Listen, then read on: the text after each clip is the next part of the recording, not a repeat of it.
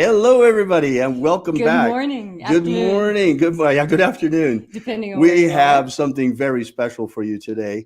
We have a very special guest here, my brother, Greg Griffin. Let me introduce you to Pastor Greg Griffin. Hey, Greg. Hi, Greg. He's still muted. You need to get your microphone, Greg. We don't hear you. You're muted. Your microphone is turned off. Let's see if I can unmute it. I got it. There we go. Okay, we're good. I was able to control it from here. Sorry, folks, we've got new controls here. This is a bit of a new arrangement we got. So let me see if we can't maybe get where we've got a little bit more room. There we go. There, so we're not so squished on here. There we go. That's much better. Mm-hmm. So, Greg, welcome to our show, and we'd like to introduce you to our audience. This is my brother, Gregory Griffin, and I'll let you take it from there, Greg. Okay. Good afternoon, everybody, or maybe good morning, good evening, depending on where you're at in the world. My name is Greg, and I'm an addict. And what does that mean? Whenever you're a drug addict and you're in recovery, you'll always be an addict. I only have a reprieve for this 24-hour period. I was taking a walk probably 6 months ago with a lady friend of mine that I just met. And she asked me, she says, Greg, she goes, why do you say you're in recovery? She says, you've been, you haven't used drugs in however many, years it was since I've used drugs. Why do you say you're in recovery? And so I kind of paused and thought for a moment and just tried to wrap my brain around it a little bit. Mm-hmm. And so I told her, I said, this is why. I said, because one is too many and 1,000 is never enough. Wow. So, yeah. So where do you want me to start? Where do you want me to start? You want me to start?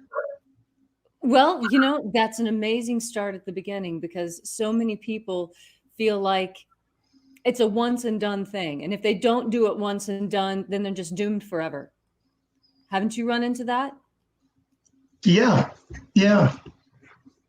And it's really sad that people think that just because they fall off the wagon once, it means that that they're hopeless and that they can't pick themselves up.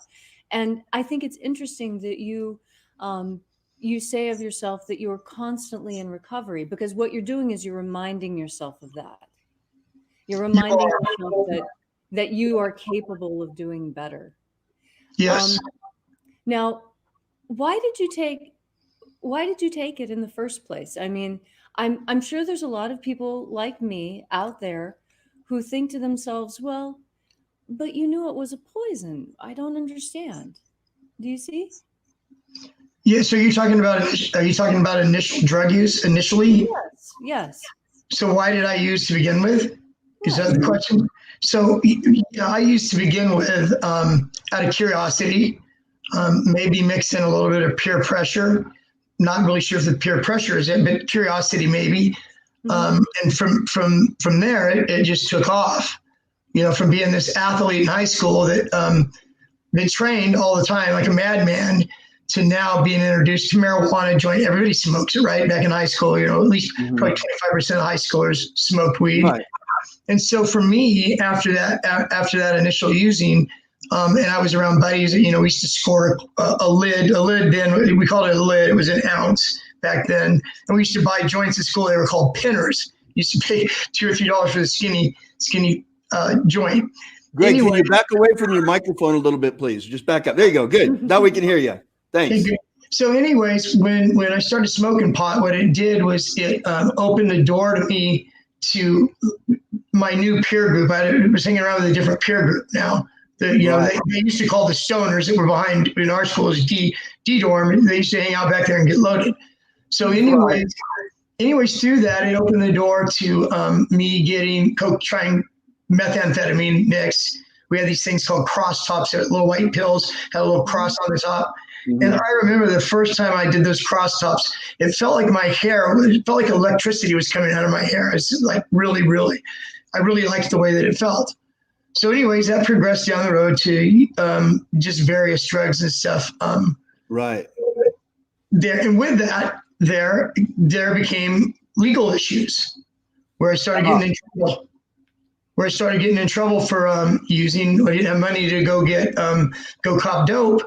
I would go to the next door neighbors and break into his house, and I'd take his tool set and bring it down to wherever I could bring it down to, and I would sell it so I could get money to use. And so I didn't have really too many boundaries around that. If I was able to do it, I did it.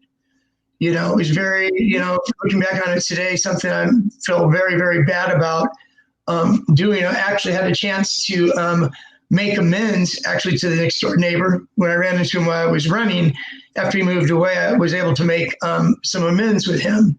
Oh, wonderful. So yeah. So anyways, as I said, the ante went up the more and more trouble that I got into.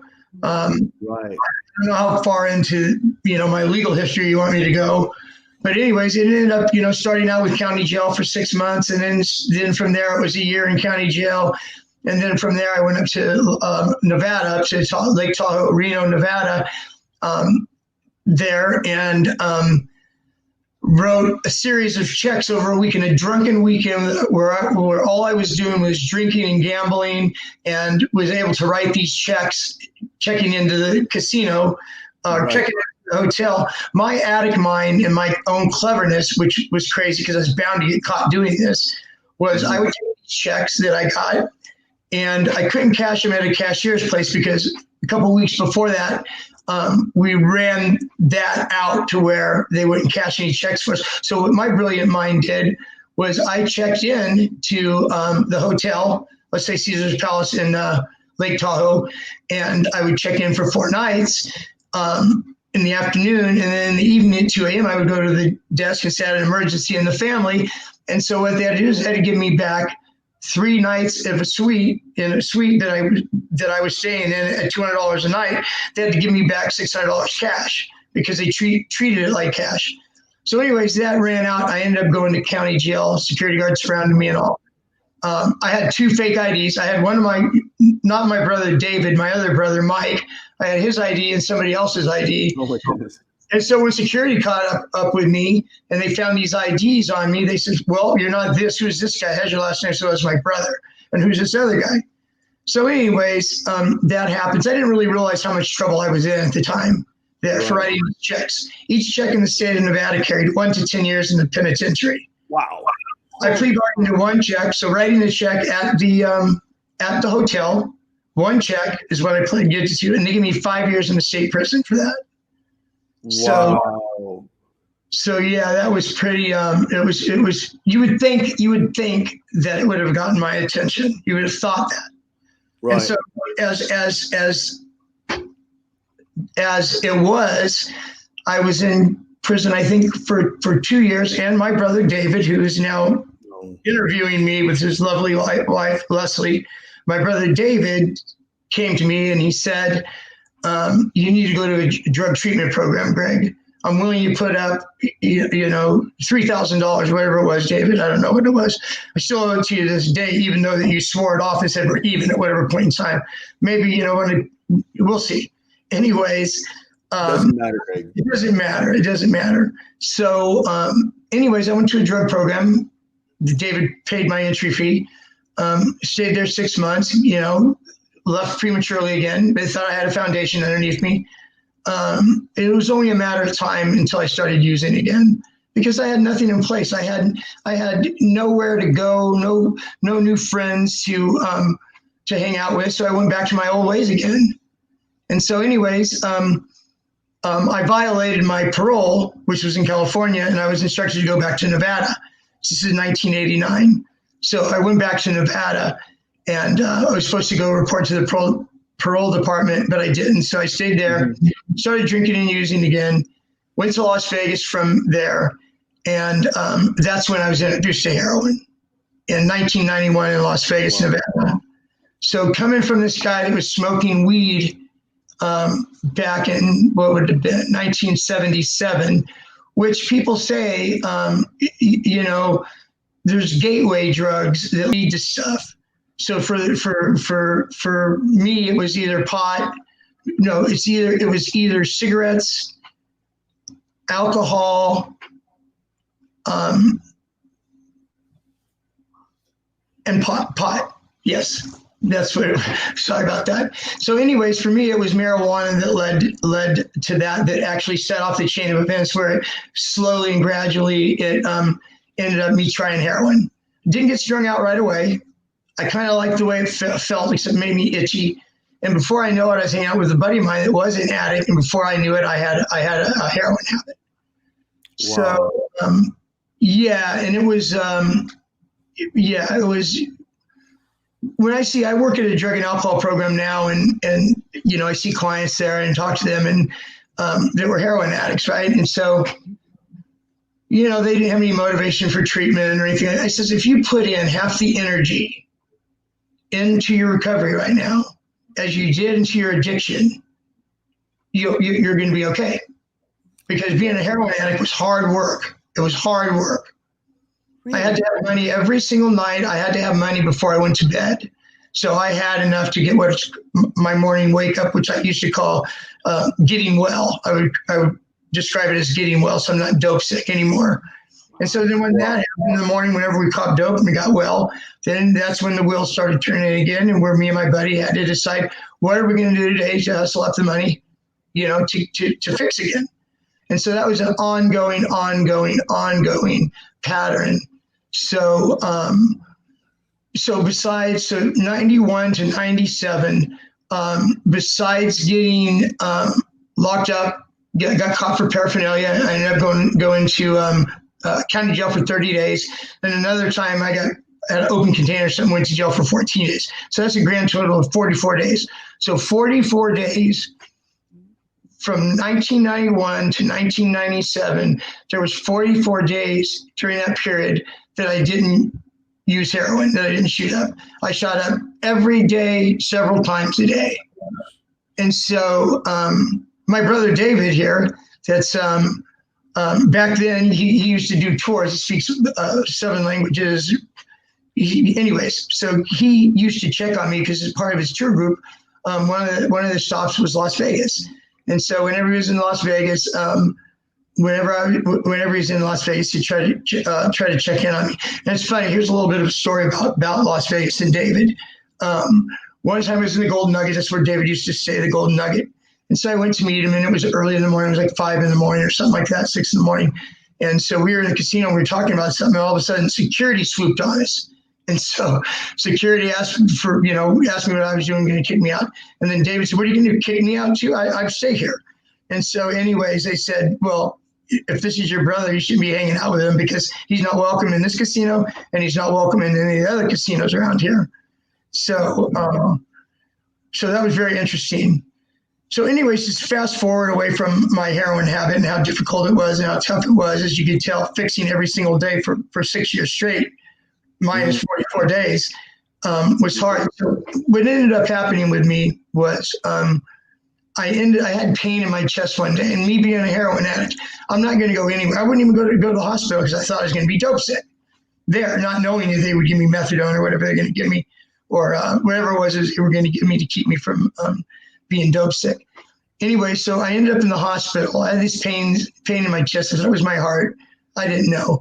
And so it wasn't my heart. I had to end up calling an ambulance for myself, went to the hospital to find out that my left lung was totally full of fluid, infectious fluid.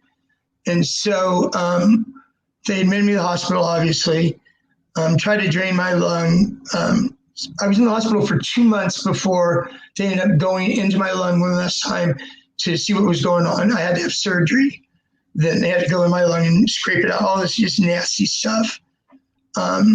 So anyways, if I didn't have any family or anywhere to go, I would have ended up dying. At the time of my discharge from the hospital, I would have ended up dying because I would have just left the hospital like I did in county jails. And first thing I do when I get out is I fix. How crazy is that? Right. So what ended up happening is my brother David first, anyways, I didn't know this behind the scenes of me being. I was in the hospital under Nancy Johansson. Nancy was my. I was a legend in my own mind, is what I was. Nancy Johansson. I was a legend in my own mind. So, anyways, the hospital social worker was in constant contact with my mom, daily contact with my mom. Behind the scenes, I had no idea that this was going on. And so mom would ask the doctor, should we come? Should we come? Because I was like on the brink of dying. And so the doctor said, well, not yet.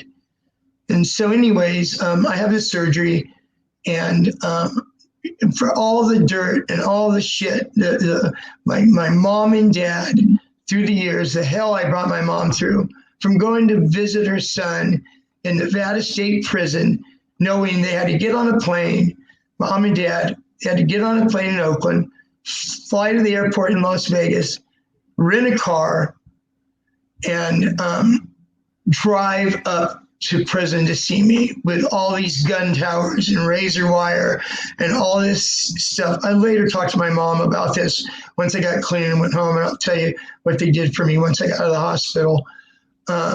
It must have been horrible, to see your son in that position, but, I put myself there.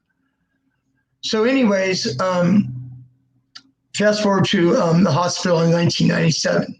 So what ends up happening is when I was going to be discharged, I was going to be discharged to go home to my parents, my mom and my dad. That's why I was going into my mom and all the shit I brought her through. And she's taking this heroin addict back in. Wrap your mind around this. When I got discharged from the hospital in 1997, I weighed 124 pounds. Yep. I'm 6 foot. Yep. So the plan was to go back home to my parents, who basically I brought through hell and back. I brought him through hell and back. So anyways, mom bought a plane ticket one way back home. And little did I know that they were said that the hospital was to shuttle me from the hospital to the airport. Once I got to the airport, there's my brother David. I had no idea that my brother David was waiting for me there. To make sure I got on the damn plane instead of trying to get that ticket in hockey so I can get some more dope, right? That's correct. 8 days after being released out of the hospital. So anyways, they actually had to wait a few days before they put me on a plane because of the pneumonia that I had in the surgery and the pressure, I guess, from the plane. So anyways, I was sent home to, is this what we're doing? We had mentioned before that you guys were going to interview me. So yes, we are. Go ahead. You're doing great, Greg. We're all absolutely riveted by your story. I don't have to. Well, I kind of feel like me.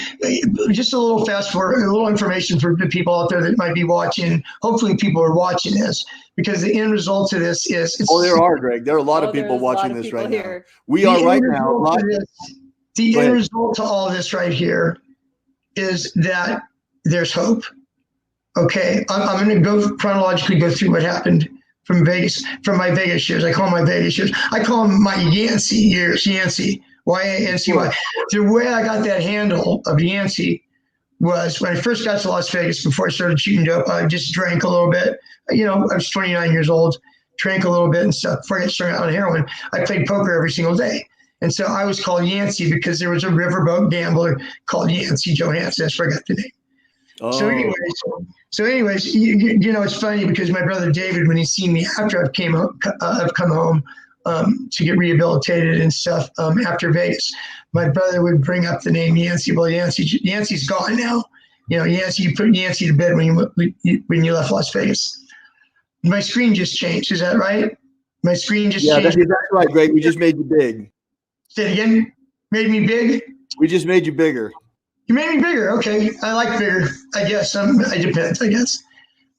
So anyways, I got on the airplane, and is it supposed to be like this right here? Me being bigger? Yeah, that's correct. I'll take care of it. Just trust it, Greg. Okay. All right. So anyways, I fly home to California. Mom and dad picked me up from the airport, and I come home. Coming home to my childhood house, the only house I have ever known, with some neighbors still in place that were there when I was, going through junior high or high school. And I remember very vividly that Bob Burgess, who was a pastor at a church by where we lived, later on, after I got a little bit more healthy, Bob would tell me, he says, boy, I was worried about you. He says, you looked like death warmed over. Couldn't believe it. He said, you look like death. You did, Greg. When I put you on the plane at the airport, I thought we were going to lose you. You were really, really, really bad off. Well, you weigh what, 180 pounds now? Yeah. I actually have gotten up. Well, actually, my highest weight since I've been back was 211, which is too heavy for me. But right. Because if you work on it and stuff, you change your body, you change your life, right? That's right. So, anyways, David, it's I didn't really know that and see that through your eyes about that. You thought you were going to lose me. All I had to do was wrap my brain around 124 pounds. And my sick head, this is what my thoughts were when I went back to my childhood home. I thought I was going to go there and get cleaned up and put some weight on and be better and got to go to Las Vegas or someplace like that, because I'm the kind of guy that I loved the action. I like the action. I want to be in the mix. I want to be in the action. Right. And so little did I know then at that time, I came home. I actually came home May 10th of 1997. It was my parents' anniversary. Today I came home, and so they spent their anniversary, taking care of their son who just came home weighed 124 pounds. Anyways, let me fast forward. So anyways, I didn't know what I was going to do. I thought that, I was going to go back to Las Vegas and stuff. And as time went on, I started putting weight on and started feeling better and stronger. I realized that I was going to stay in California. So what my next thing is I had to decide what I was going to do for a living and how I was going to support, myself as working in the world. Let me skip back a couple months before that about going and getting back into the workforce. So I'm home now. There, convalescing, going finally whenever I was ready to go out, maybe in public, I went with my dad and went to my brother-in-law Bob, who I ended up coaching Little League with a couple years down the road from now. But I remember when I came home, Bob and another coach, they coached both my nephews. And so they were in the TOC, they were in the Tournament of Champions, and I was able to go see that. And it was really cool and stuff. And so, anyways, around that time, probably, 3 months after I was back, my mom received in the mail, or my mom and dad, what came in the mail was a postcard type flyer. And on it said, "Celebrate Recovery."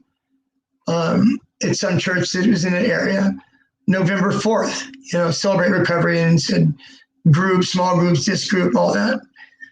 So anyways, it just sat there. My mom, it was on the coffee table in the back room where we watched TV at.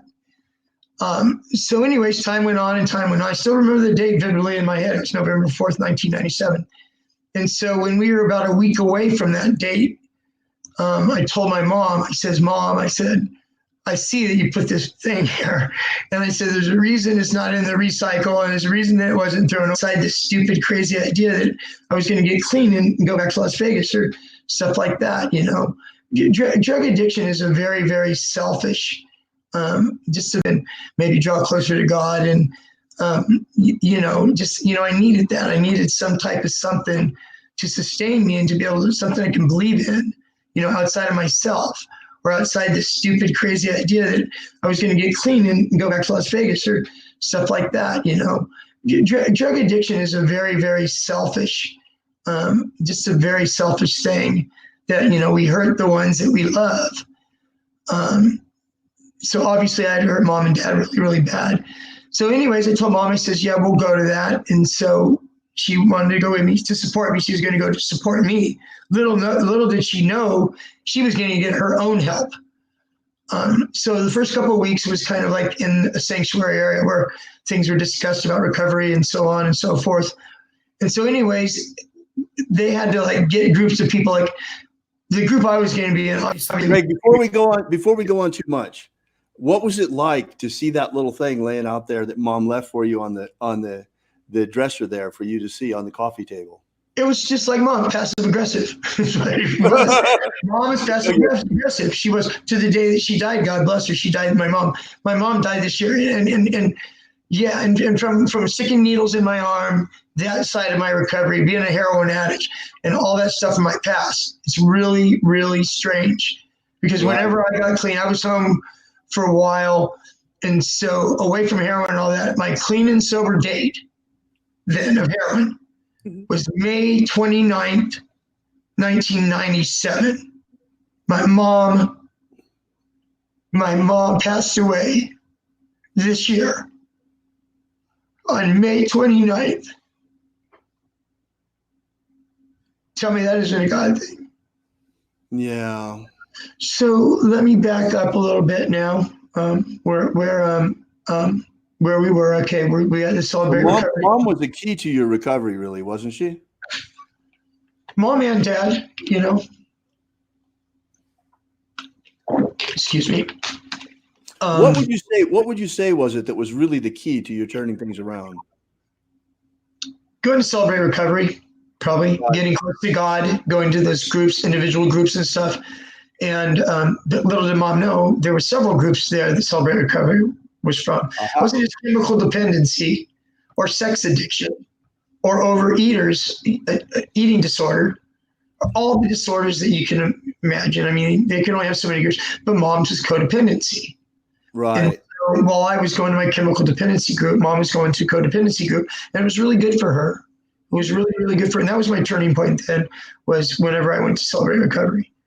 Greg, can you hold on just one second? I'd like to welcome the people on YouTube, on our YouTube channel, that are watching us, that are here now. I'm really, really sorry. I forgot to turn on the event earlier.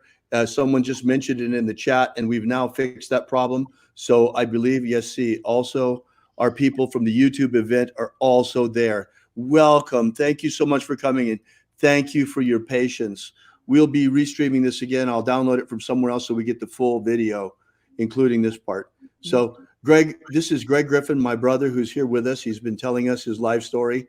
He told us about what happened in Las Vegas and about how his turning point came when he came home. He'd had pneumonia, and how he's turning his life around. And he was just talking about how we lost our mom this year, and is about to tell us more about his recovery and how he's dedicated his life to helping others to recover as well. So here's Greg. Okay. I was just mentioning that when my mom died this year on May 29th, it was the same date where I stopped sticking needles in my arm, pretty much. So it was very, it was a God thing that things happened at that, in that timing of it. So anyways, Mom, went to her groups, her group, and, I continued in my group. And at that point in time, I had to, think about what I was going to actually do for a living. Before I get into that, not just Mom just wasn't in that equation of healing and of drawing closer to God. My dad, who was an atheist his entire life. I remember us going to church on Sundays. Mom would bring. I remember that too, Greg. She couldn't. There's no way we could get Dad to go with us. No, Dad was watching football, of course. I wanted to stay and watch football my own damn self, for crying out loud. But anyways. Of course, it was good for you. Yeah. So anyways, Dad had no choice, really. This is when fast forwarding to 97, 98, 99, my early years in recovery.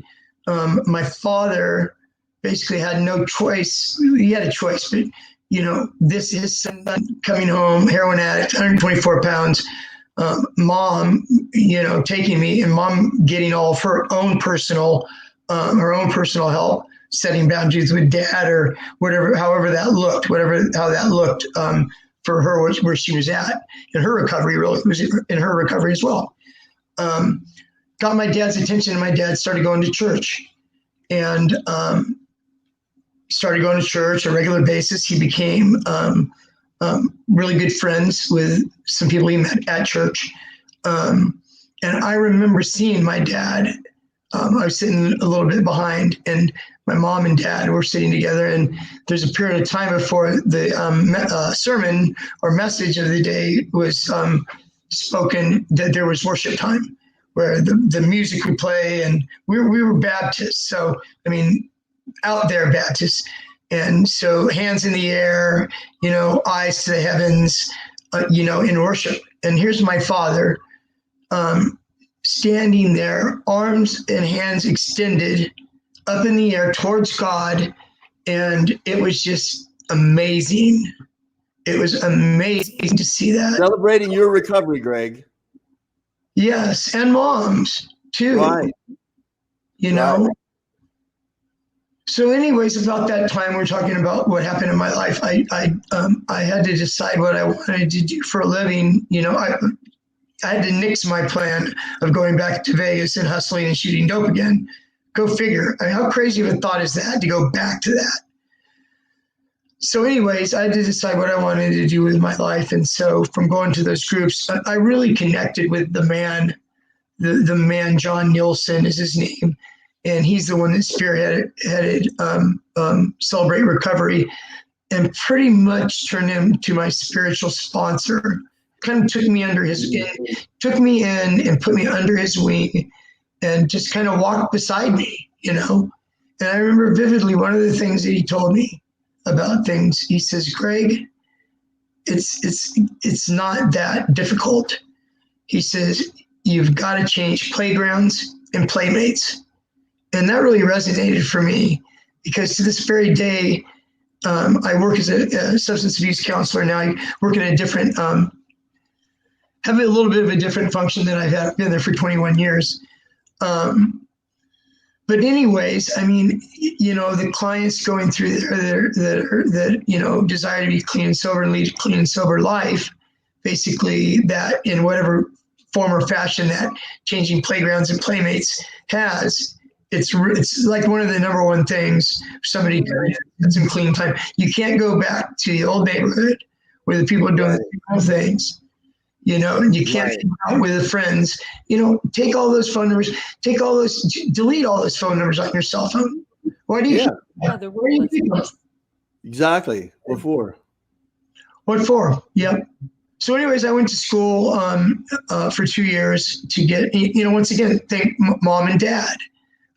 They paid my way to school, for me to be able to get a career and move forward in life, and which I'm really, really grateful for now. And so right now I'm at the point where I'm fast forwarding. I'm almost to the point where I'm going to maybe be done with my story here in a second. And you can take it from there, David and Leslie. But anyways, David and Leslie were at our house last.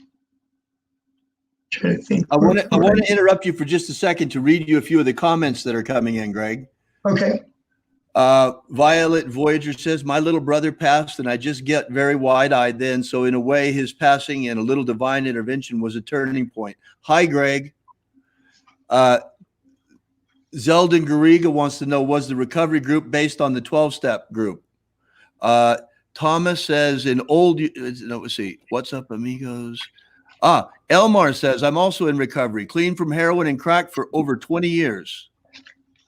And Synthetic Future says, he's speaking of things many of us have gone through, rich, emotional, and valuable experiences, charismatic backgrounds, JW, etc. are common in this path. Me too. Mom and dads are so wonderful. I was always abstinent for alcohol, drugs, and to a certain amount, also for sex. I get psychopharmaca for free a lot. So when I was diagnosed with schizophrenia. So Greg, there are a lot of people that are here right now and that are hanging on your every word, and they're finding hope in your message. What would you say to them, those that are here today and that are feeling hopeless right now? There is someone right now, for sure, out there who's using and feeling hopeless and is here looking for a way out. What do you have to say to him today, Greg? Well, today at this very moment, looking for some comfort, or looking for some place he can be to where he doesn't put himself in a position to drink or use today. this is mixed in with the question about the 12-step programs. This is a mixture of that. The thing about 12-step programs is they're out there.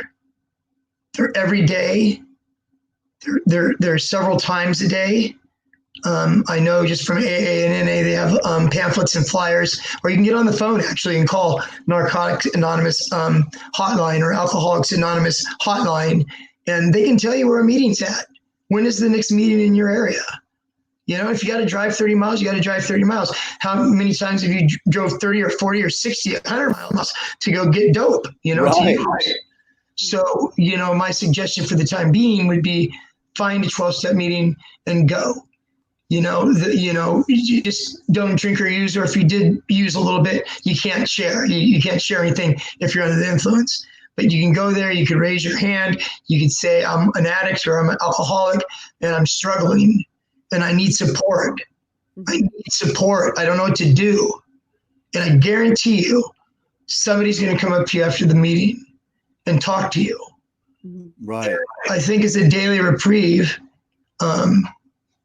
That's what I would suggest. I'm going to share some of the end, a little handout to take with you, kind of thing, at the end of this webinar, and it basically is five challenges of early recovery. You'll see it at the end, and it has some really good information on that too, as far as being lonely and kind of being in your own thing. Wonderful, Greg. What was you said? There was another question. Was it the 12-step? What was the question about 12-step? Well, is it easy to make friends and change who you're hanging out with? Because, people, you want to change who you're around. That's a really important thing that you mentioned to us. So these people who are in recovery, they're different. They're not like your old addict friends. They're new. They're different. They have this willpower to succeed and to do better, and they are doing better. And you all support each other, right? Absolutely. And this is the thing I talk to clients today where I work. I do kind of like the exercise program at a drug program. There's two of them, long-term, short-term program.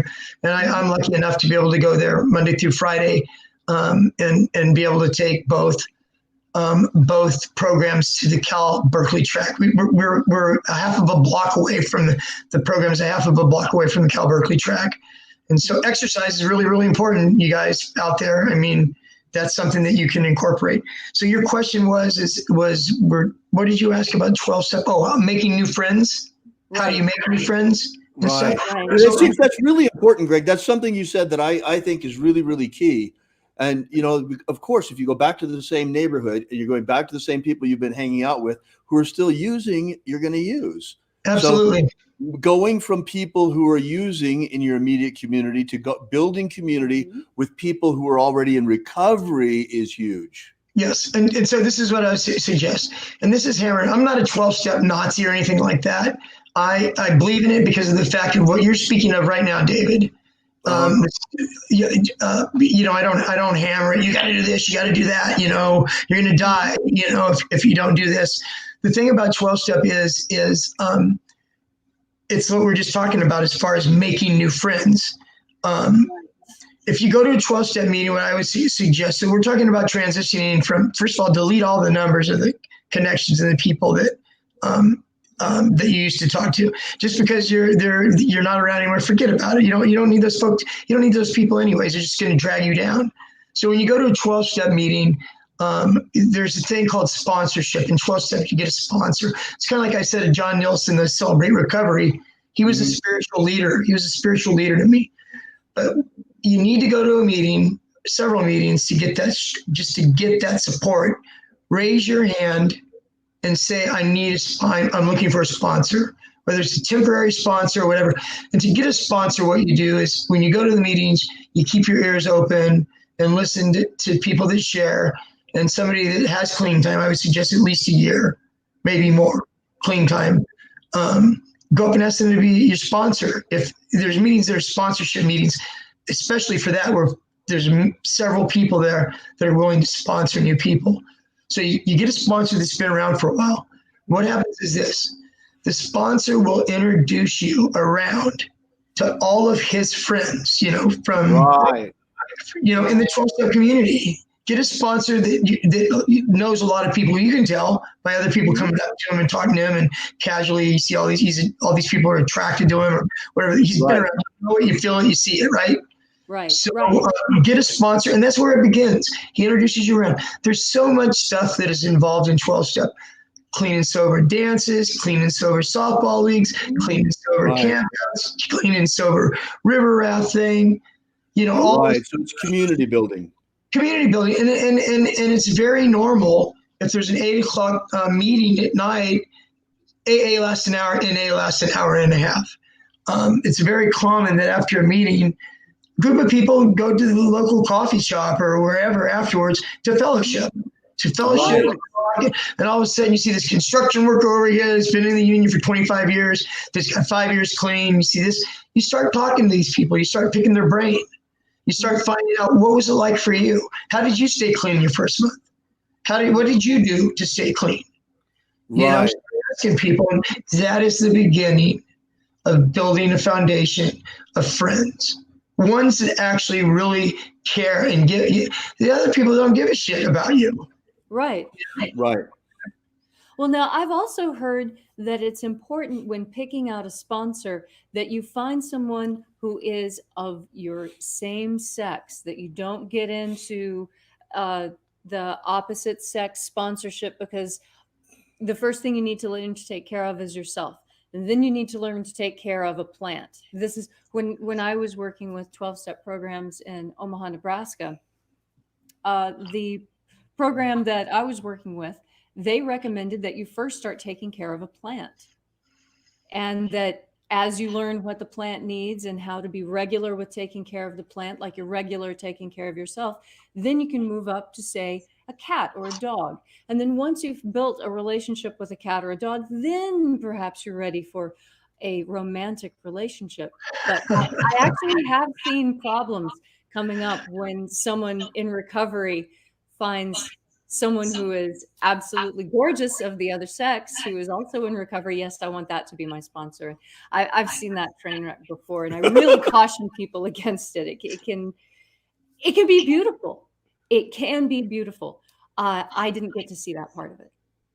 Yeah, it's for obvious reasons. We don't want the male, female, or that, for obvious reasons. Also, I mean, in 12-step, they have meetings that are stag. You can look for stag meetings, which are men only meetings where you can go to be able to talk about stuff that, right. And if you accidentally walk into a stag meeting or a doe meeting, they're very kind. They'll let you stay, but you're not allowed to say anything. There's so many good 12-step programs out there. When I was in Omaha, Nebraska, there was a meeting every 3 hours, 7 days a week somewhere. Right. Yeah. They have them all over the place, everywhere. That's right. Get dropped off from a helicopter in Salt Lake City, Utah, and I guarantee you go someplace, go to the phone book, call the NA hotline or AA hotline, and you'll find meetings somewhere in that town. Almost any town around that, there's meetings. It's amazing how far it's grown. And yet, it was faith-based recovery that turned you around, if I understand you correctly, with the Celebration Church. Yes. Now, how is that different from the 12-step program? Well, it's different from the 12-step program in the manner that the higher power.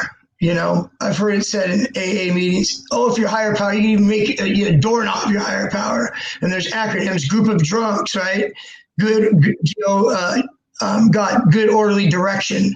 There's these acronyms for the God thing. So yeah, I mean, Jesus Christ, the Holy Spirit is the higher power, and so that's what's hard. That's what's some people get stuck on the God stuff because it's all over the place. Realizing we were what was step 2? Came to believe that power greater than ourselves could restore us to sanity. Right. People get led down that road. Some people don't like it. They back off. They say, see, that won't work. You know, nowadays they have a life ring. There's 12 steps. They have a life ring, which is atheist program. You know, God's not in it. There's it used to be called it used to be called Rational Recovery. Now it's called Recovery Dharma, which is a Buddhist 12-step meeting that they have. They have MA, Marijuana Anonymous, CA, Cocaine Anonymous. They have all of it. And then venture outside of drugs and alcohol, you know, Overeaters Anonymous, Gambling Anonymous, you know, because it's been proved to have worked. The thing, it's not a bad path or a bad way to live your life in general, even if you're not an addict. You know, wrote down an inventory of, you know, everybody that, you know, I've hurt or harmed, you know, in your life, and willing to make amends to them. You know, not a bad idea for just right living, to live your life the right way. Right. You go back and you make amends. You know, I had to do a lot with my mom. You know, we would come home on a Tuesday night from Celebrate Recovery. You know, she had her own stuff going on. I had my own stuff going on. I would pull in the driveway, and the engine was turned off. And, you know, I told Mom, you know, it's a fucked up message I got when I was a kid. Children are to be seen and not heard. You know, we received some fucked up messages. We received some messages that weren't okay, you know, growing up. And, you know, she wanted to argue a little bit about it with me. And I said, you know what, Mom, I don't want to argue about it. I'm just saying it because, you know, it's just been on my mind. And we talked about it in my group and stuff like that. I don't mean to be attacking you or anything like that. But it was really good. It really, really helped me build a relationship with my mom. You know, be in a beautiful relationship with my mom. God bless her that she just passed away, you know. To fast forward a little bit, you know, with my mom, because, you know, I think I've kind of walked, you know, through most of, if you have questions after I'm done, please feel free to ask. But mom had been sick for the last year, and bless my little sister Lori's heart. She was there for her every step of the way. And so we came to a point to where we thought we were going to lose Mom. So before she died, like, thank God, Mom and Dad, my mom died May 29th. Mom and Dad got to celebrate their 65th wedding anniversary on May the 10th, 19 days before Mom died. And it was a God thing. I feel they needed it to, you know, some people would ask my mom, what's the key to 65 years of marriage? My mom would say, separate beds. Separate beds, Mom said. So anyways, Mom went to Stanford back and forth on these medical things. She just, you know, she had a autoimmune disorder where if she had a surgery or something like that, or had anything done to her, she couldn't heal properly. And so anyway, she was rushed to the hospital in early May. Me and my sister were there, and they brought her in an ambulance. And my sister yelled, she's having a stroke. She's having a stroke. She was having a heart attack, actually, is what it was. They brought her to the hospital. They revived her. She came out of it. 2 days later, she came out of it. And I told her, I said, Mom, I got to feel what it felt like for you to die, because I thought you died. And I said, from this moment forward, you are now my bonus mom. And she loved that, the bonus mom, because she was, you know, and it gave me an opportunity, you know, those last few weeks to really love her up. I loved on my mom. Love on your family, you know. They're not going to be here forever, you know.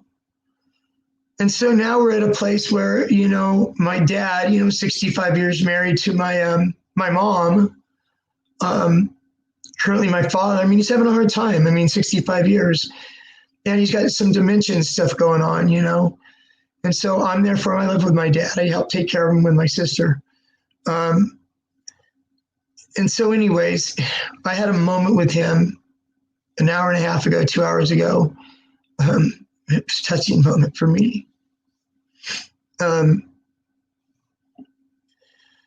Before, you know, I always usually leave a note to tell Dad where I'm at, you know, where I'm going, when I'll be back. I put my phone number there, and Lori, because he's got a little bit of dementia, and, you know, we have a new thing with area codes. You got to dial the area code, even in your same area code. You got to dial the area code first and the number. And so we have to write that there and remind Dad that, we should do that. So anyways, this was at noon. So around 11, I was taken off from the house, and I went in. My dad was in bed. And I told Dad, I says, I'm going over to Lori and Bob's right now. What are you going to go over to Lori and Bob's right now? I said, I'm going over to Lori and Bob's right now because David and Leslie are going to interview me, or I'm going to get to share my story a little bit. By the way, whenever I found out, I think it was last Thanksgiving, that I was going to be able to share my story, when I was invited by David and Leslie to tell my story, it excited me. It excited me. And I said a prayer before I came in that if it could impact just one person, it would be successful. So I told Dad. Okay, you've impacted more than one person, brother. There are a number of people here. I can feel the Spirit of God moving on people through your words, Greg. There are people that are going to be touched. They're coming out of this, watching this different today. I can guarantee it. That's good. That was the hope. That's the hope. That's the hope. So anyways, I told Dad, I said, I'm getting interviewed by David and Leslie, telling my story about, my addiction and heroin addiction in Las Vegas and stuff. And I got teared up and just went over and I just hugged my dad up and just told him thank you for all the stuff that you've done for me. If it wasn't for my mom or my father, I'd be dead right now. I truly believe that. And so, sobriety is a wonderful thing. Oh, Greg, it's so beautiful. And we're so pleased that you will share this story with us. I'm sure that there are a lot of people out there who have similar stories, but they don't have the confidence that you do to share this story. Thank you, Greg, for making yourself so vulnerable. There's so many people who are looking for help and looking for hope, and and you being so honest and so open and so vulnerable is opening the way for people right now in this very moment. Because they can see that you are like they. And you're not a bullshitter. It's like there's no lie in you. It doesn't exist at this point. Not anymore. When I used to sell the phony jewelry on the streets of Las Vegas, there was a lot of bullshit in me. Oh yeah. Oh yeah. That was Yancey. That was Yancey, yes. Not Pastor Greg. Yeah. And a lot of it too is like Bob's in the room with me right now. Bob is the computer guy, and my brother-in-law, I love him to death.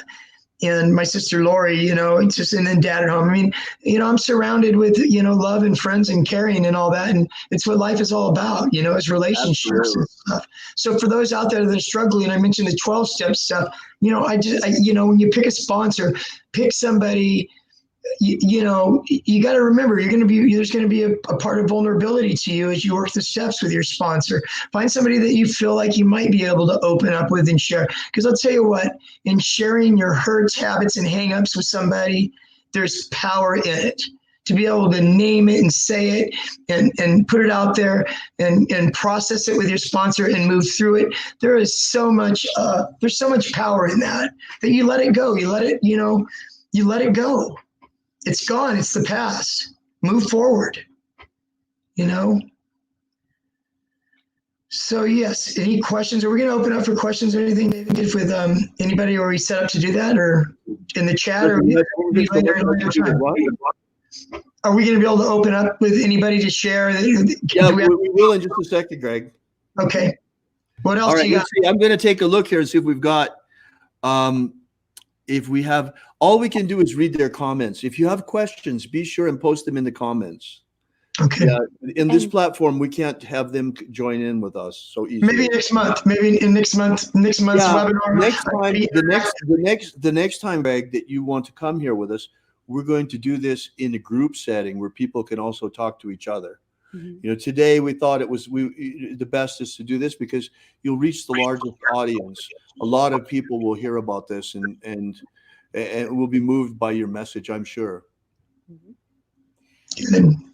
And one of the things that I would like to mention is, we've talked about Buddhist recovery, atheist recovery, 12-step recovery, Christian recovery. There's also pagan recovery for those people who don't feel comfortable with any of the above that have been mentioned. That's right.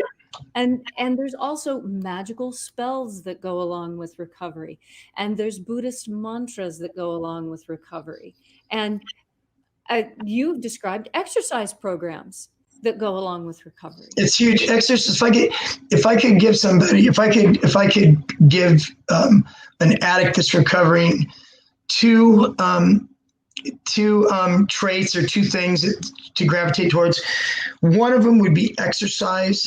Exercise, where you elevate your heart rate. I was a marathon runner, so I'm privy to the aerobic stuff. But it's so good to go out there for anxiety. For a lot of reasons, it tenses those muscles up to get out there and breathe. At least 25 minutes to be considered really a workout. Walking, right. Brisk walking is very, very important. And then the number two thing is humility, the ability to be able to be humble. And humility is not thinking less of yourself. Humility is thinking of yourself less. That's a beautiful way to state it. Because I think a lot of people get hung up on humility as a way of beating up on yourself or self-depreciation. No, it's not thinking less of yourself. It's thinking of yourself less often. And I mean, this is number two. I mean, might be my top three. I don't know, but it's just a really, really good thing. You're going to a meeting, you're raising your hand, you're getting a sponsor that you can connect with, right? And you're doing this stuff. Being humble and being that's a big one. Being teachable. To be open and willing to hear stuff and suggestions on, what you should do or could do or think about doing. Because I'll tell you what, guy, it didn't work our way, right? We tried it our way. It didn't work. So, look for another way, and by being humble and teachable, I think that you're on your way. Wonderful, Greg. There's one thing that I would like to ask you about, because you mentioned this in your written biography when we were putting the page together for recovery. And that is the role of adrenaline. Are we talking about the addiction, about getting involved in addiction? Because are you referring to part of my autobiography? Okay, well, let me just put it this way. I know you pretty well, Greg. I've known you through this whole process. And, when you were a kid, when you were in high school, you were really, really driven. You were 4-year letterman, lettered in sports, lettered in wrestling. I mean, you were really, really good at what you did. You really excelled.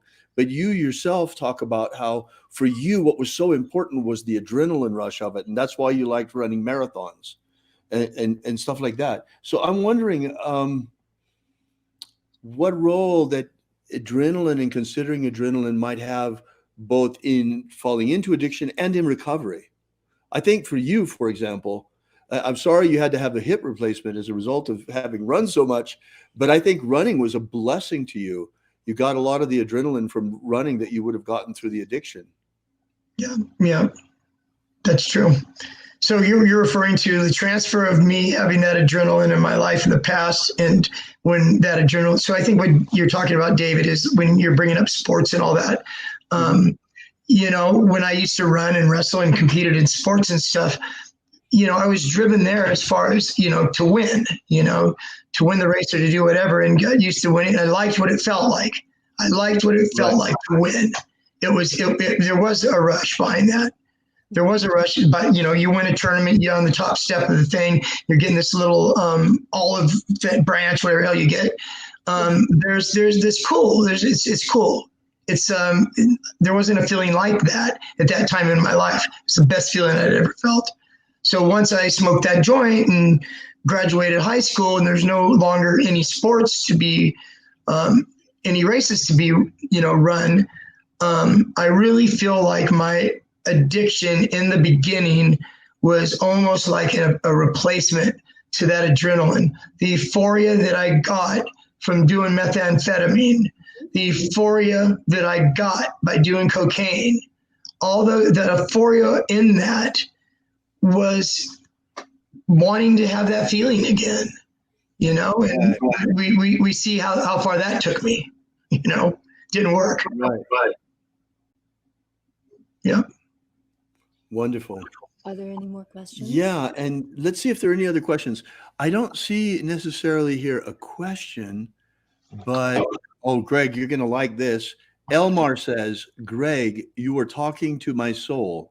I am truly moved. Thank you so much. Excuse me. That's quite touching. You know, Wonderful. I was excited all week. I've been excited. You know, me and David were talking about this. We've been talking about it for a while. You know, Leslie actually said that, you know, she teaches or coaches people and all that. And she said that she knew that there were people out there that, you know, that needed assistance or hope, that needed, you know, to have hope, you know. Without hope, I mean, you're just going to keep going deeper and deeper. And it got me excited, you know.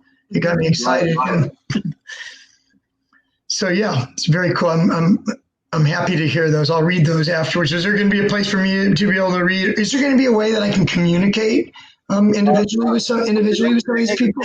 Next time, not this time, Greg. On this platform, it's not really possible.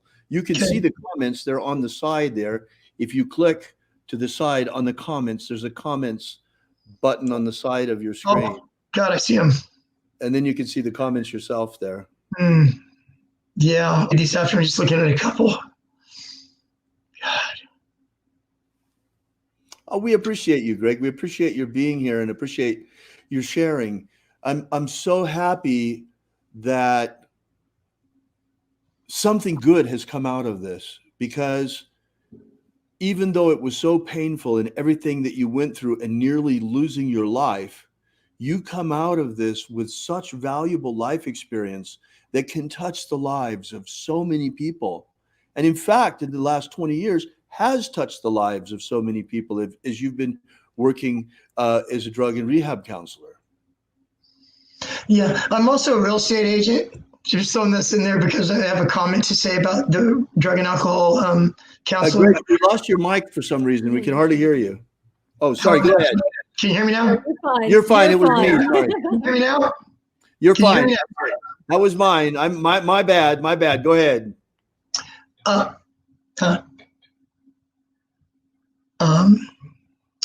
forget what I said.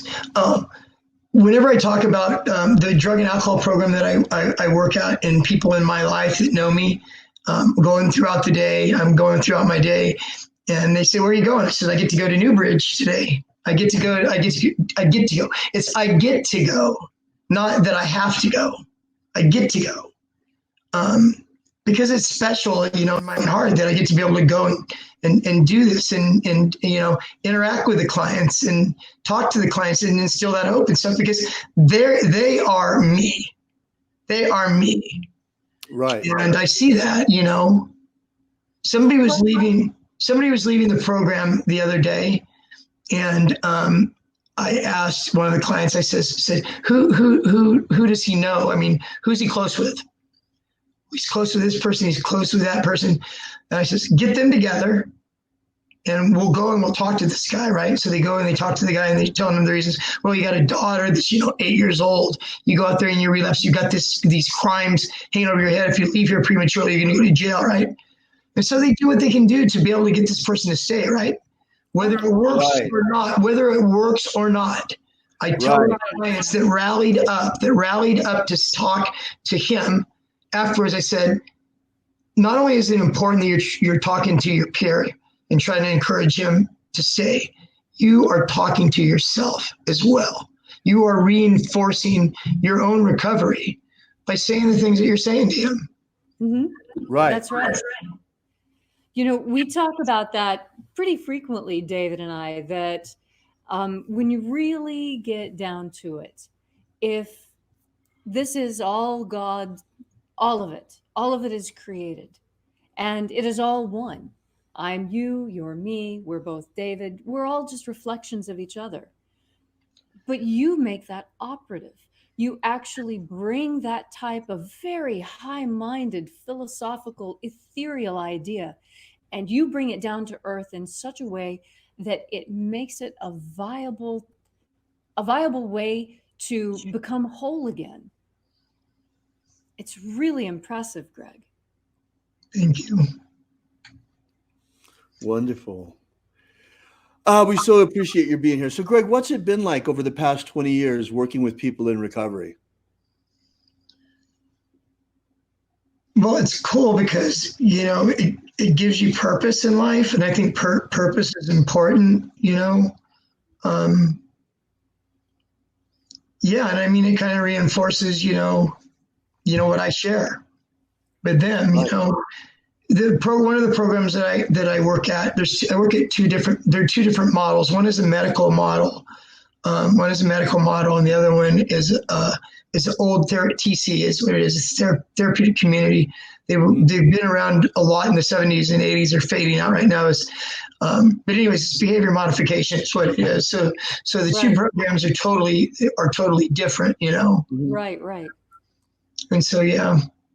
So it's good. So I mean, when I was working with that model, it was important, especially in the therapeutic community. Role modeling is very, very important in a therapeutic community. Right. So, you know, you don't want to do what I say. You know, it's more do as I do. So the way that you dress, you know, the way that you interact, you know, you do it in a way that you're role modeling for them, in a way that if they're able to do this on a daily basis, they'll end up hopefully living their life that way. They're required, after being there 30 days, they're required to come on the floor. They have to wear a tie, and they have to have their pants iron increase every day. We're talking about, this is a guy that's been shooting heroin for 25 years. This is an old prankster motorcycle guy that's been, you know, doing methamphetamine for 50 years. And we're trying to teach him, you know, forget rehabilitation. We're trying to habilitate him. He's never been habilitated. So we need to really, you know, model that and show that. You know, we had to bring a guy. I brought this guy about 3 years ago. I had to bring him to Walmart and Target to get some clothes. He had been incarcerated for over 30 years. Can you imagine that? Wow. 30 years. So he's lost cell phones. Are you kidding me? A cell phone. He could not believe that you could take pictures. He was taking pictures everywhere. You have a camera on these cell phones. It was incredible. But he had to be brought there and kind of showed what the styles are, what to wear, because he's been locked up all that time. It's really sad. Right. It is sad. That's terrible. Especially with chemical dependency. People that are locked up. At one point in time, I don't know how long ago, maybe 5 years ago, 6 years ago, that 80% of the people that are incarcerated dealing with some type of you know, addiction or, you know, drug use, either selling it or using it and committing crimes while using it. It's really, really sad. It's terribly sad. You know, and Greg, what about the opioid problem with the Oxycontin and all of the problems that we're having nationwide? And fentanyl. What about these huge things? They're almost like a plague right now. Yeah, well, Oxycontin came out in the late 90s, and it you know, and was rampant for a while. You know, it was a drug that was almost equal to being on heroin. Gives you the same effect. Wow. So anyways, there was a pharmacy. It was called Purdue Pharma, because they were sued down the road. Originally, they said that this is less addicting than whatever, right? Compared to what, right?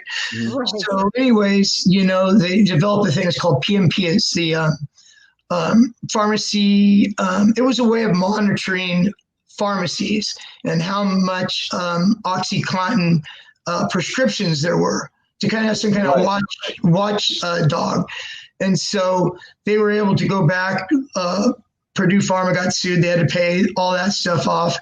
And now, like you said, you know, it was back then it was OxyContin, and now it has graduated to heroin-laced fentanyl. And there's a lot of it on the streets right now. Wow. The heroin-laced fentanyl. And I've seen I've seen people from in the program that I'm at, way more deaths in the last 2 years than I had seen. Actually, I have some. Bobby, you got that for me?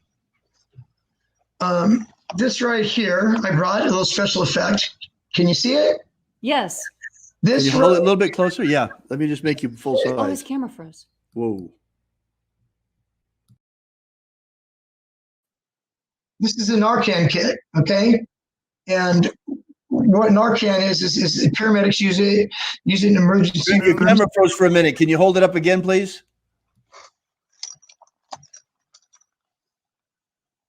You see it? Is that good?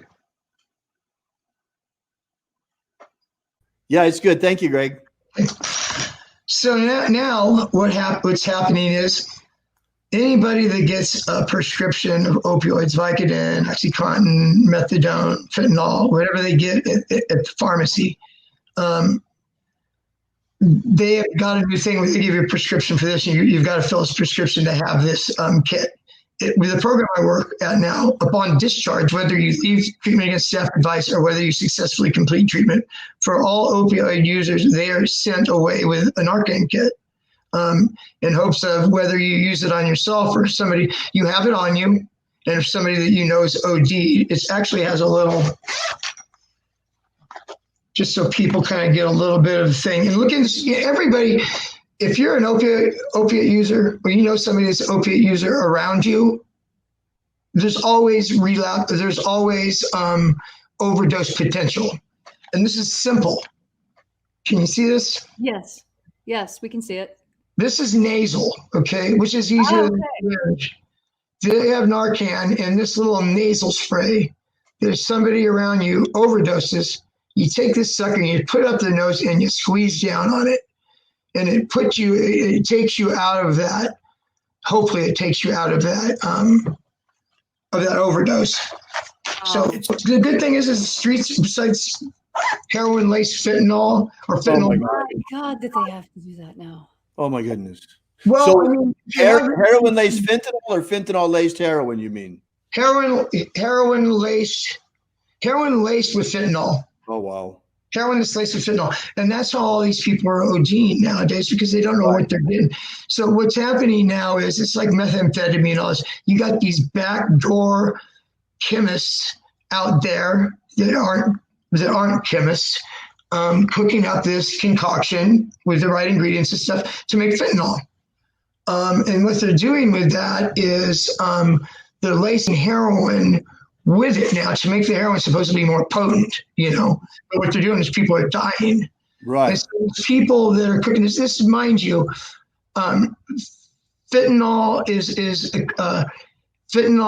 80 times stronger than morphine. So that is strong. So you can imagine you're going to trust this backdoor chemist making this fentanyl stuff that they're going to lace the heroin with to, stick this in your arm. And that's what's happening. That's what's happening there. It's crazy. It's crazy how it's happening. You look around. Sad, very sad. Yeah, look around the streets. Go to San Francisco, go to Oakland. This is my area that I live in. And you have all these homeless encampments and stuff and all these people that are strung out. That's why these Narcan kits are so important. Whether it's for them or somebody else, and whether if you lose it, they're out there. The more of them out there, the more lives can possibly be saved. Right. It's not a solution, but at least it's something out there that will help. Wow. Yeah. Well, that's amazing, Greg. Yeah, wow. it's crazy. I'm really sorry to hear that that's what's going on. It's really, there's so many. I don't know. What do you think? I mean, of these homeless encampments, what's the percentage of people that are addicted there that have some sort of substance abuse issues? Over 50%. I would probably say 75 to 80%, but I don't know any statistics or anything on, but way over 50%, I would guess. I mean, what are you going to do? You're living in what are you going to do? Especially alcoholism too. I mean, drinking, a 40, getting up in the morning, drinking a 40 ounce, you call them 40s. 40 ounce, beer, whatever the case may be. There's some form of addiction involved in that. Mm-hmm. Right. Well, let me see, Greg. I'm going to check the chat here. Let's see if we got any questions for you.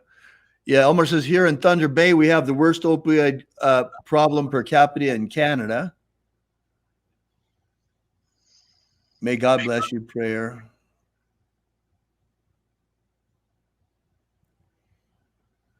Well, I'm not seeing a whole lot of new. Oh, Greg, what are your thoughts on methadone maintenance therapy? Someone asks. Well, methadone maintenance, it's used for different things. It can be used for detox off of heroin. Mm-hmm. It's used quite often now for pain management. It is a form of drug that's used for pain management. So yeah, well, the one thing about methadone maintenance too is that as far as harm reduction goes, you're not at risk to get HIV, or you're not at risk to get hepatitis C, by doing that. So it was a lot of harm reduction as far as the addiction, in lieu of heroin, Right. And a lot of people, they have a new thing out. I don't know if folks know about it. It's buprenorphine. It's called buprenorphine, and what it is it's an agonist and it's an antagonist both. So what it does is it keeps you from being, this is for heroin addicts, opiate addicts, it keeps you from being in withdrawal. It fills those receptor sites, but it also, you can't take and go get some heroin and shoot heroin while you're on it, because those receptor sites are filled already with that. It binds to the receptor sites. So that's the new thing nowadays. That's the new thing that they're using nowadays. It's very interesting. Yeah. Well, that's interesting because it blocks the craving for the drug, but it doesn't change any of the behaviors that made you use in the first place. Well, it depends. If you're on this buprenorphine, and it's usually sublingual, you usually put it under the tongue and it melts. If you're on that in lieu of heroin, it could really impact the person, because you don't have to go out and hustle every single day. Like I said, I had to get my morning wake up, my get well shot in the morning. Then I had to get my afternoon get well and my evening get well, and as many get wells I could get. Right. More. I was addicted to more. Right. I want more. Right. Yeah. So you said, what does it impact? I think it impacts criminality. There's less crimes because this person doesn't have to go out and steal or a woman prostitute or do whatever it is that you needed to do to get your money to shoot heroin. So you have this already. Same thing with methadone too, for people that are using it for maintenance from heroin, that it cuts down on the criminality, which is good, right? Right. As far as compared to what, right? Right. Better a poke in the eye with a stick than a poke in the eye with a sword. That's right. So where are we at right now, Well, Greg, it's about time for us to start wrapping up. And I know that you had a handout you'd like to share. Can you share that with the screen share? Yeah, Bob, can you help me? My brother-in-law, Bob, is the technician. Here we go. Yeah, I know. Let's see if we can bring it up. Okay. That's page 1, and if when I get ready to switch, I can let you in. Right. So we've got the item up. How do we turn on the screen share? When you hit the screen share, and then you choose the window that you want to share, and hit share. Okay, share screen. Okay. Let's see.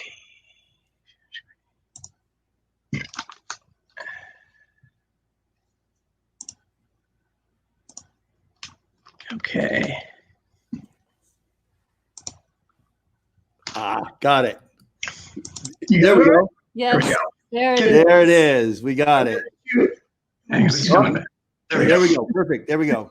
There's 2 pages of this, and there's 5, as you could actually see. 5. I thought this would be good just to kind of leave you with, and we'll make it, David. We're going to have it downloadable. So after this is over later on, you can print it out if you'd like. If you know somebody that you think might like it, you can print it out and share it with them. And so what it is so 5 common. I wanted to give you something to walk away with. That's It will be up tomorrow at alphaomega.church/download. It's not there yet, but it will be up there by tomorrow. alphaomega.church/download.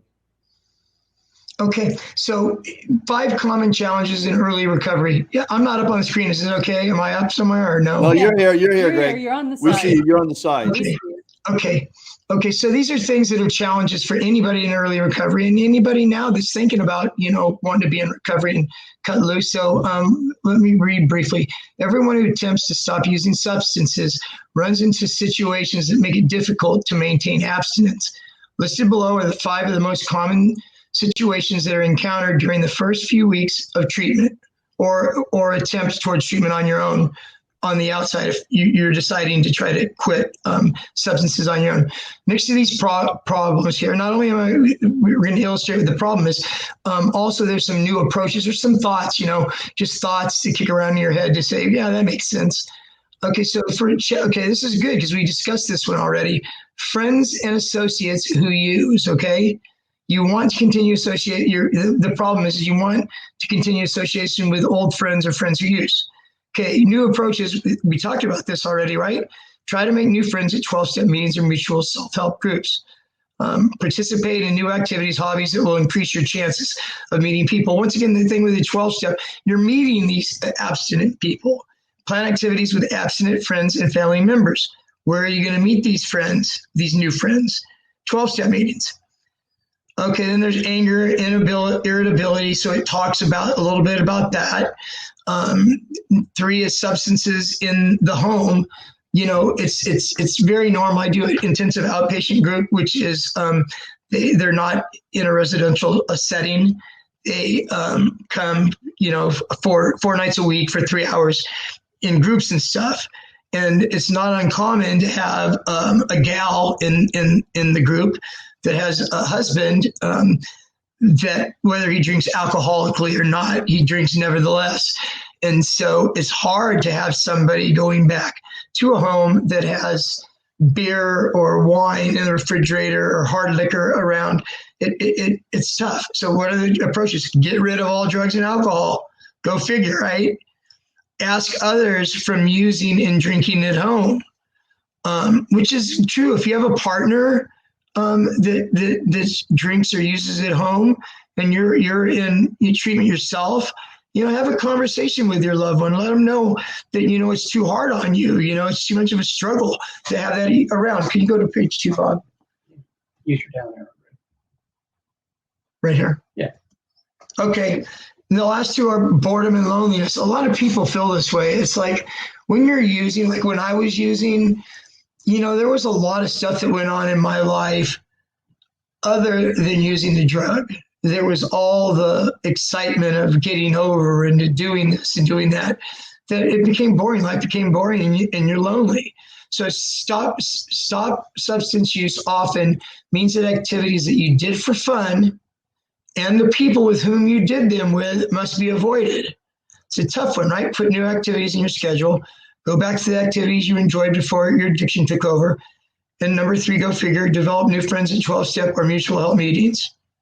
Okay, and then the last one, number 5, I run across this all the time. We just went past Christmas and New Year's.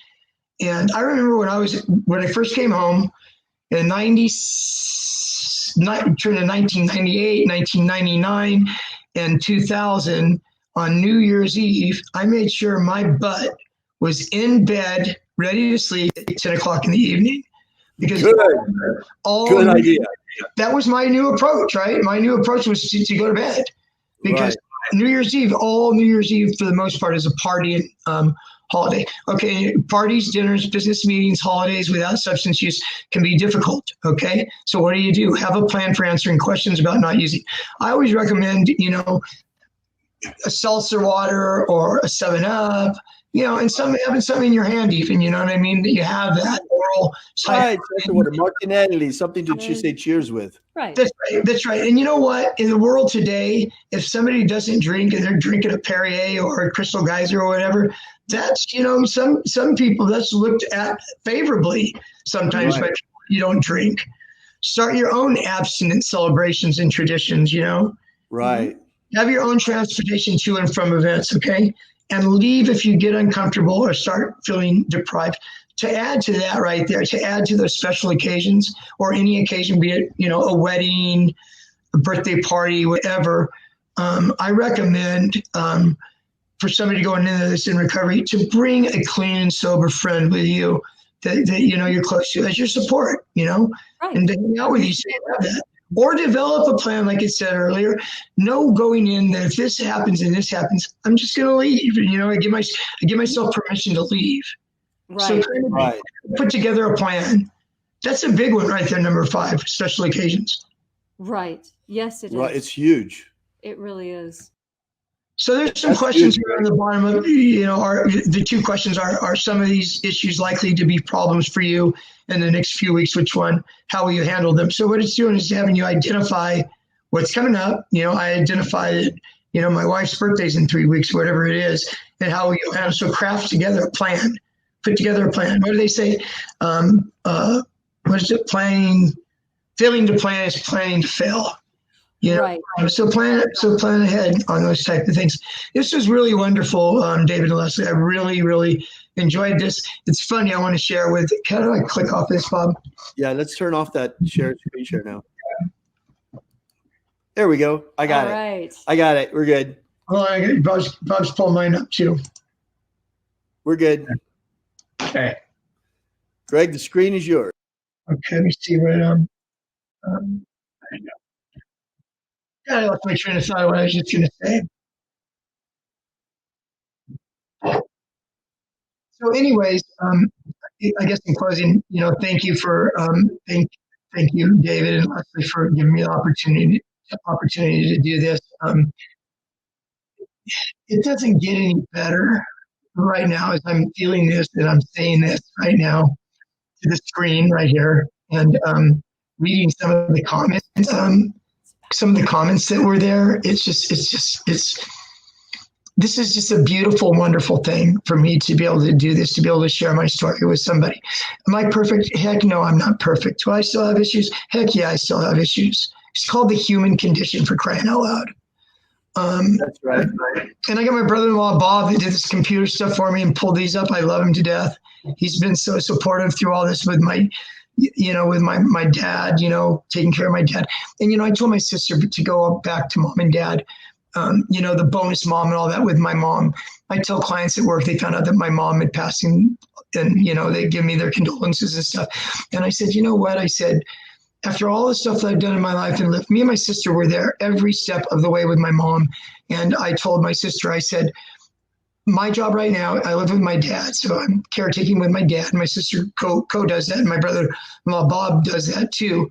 I told Lori, I told the clients, I said, you know what? I could not have had more resolve and a better sense of closure with my dear mother when she went. And my goal is to do the same exact thing with my father. That's great.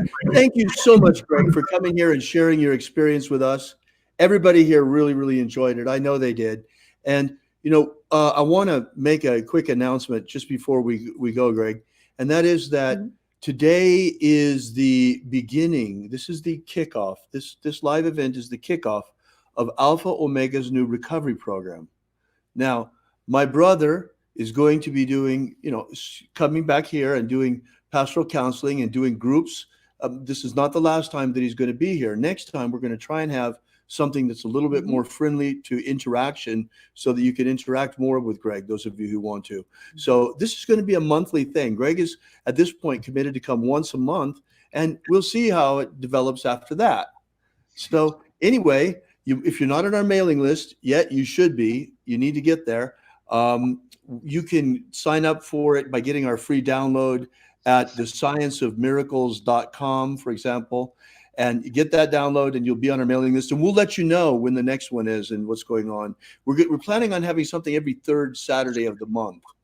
So we kind of got this carved out for Greg. All right. Well, Greg, thank you so much for being here. We really appreciate your being here, and we'll see you. Bye, Greg. God bless you. Thank you so much. Well, let's get a good party shot at Greg there. Bye, everybody. To be continued. All right. And to everybody else, remember, what is it? Have faith and expect a miracle. Thank you.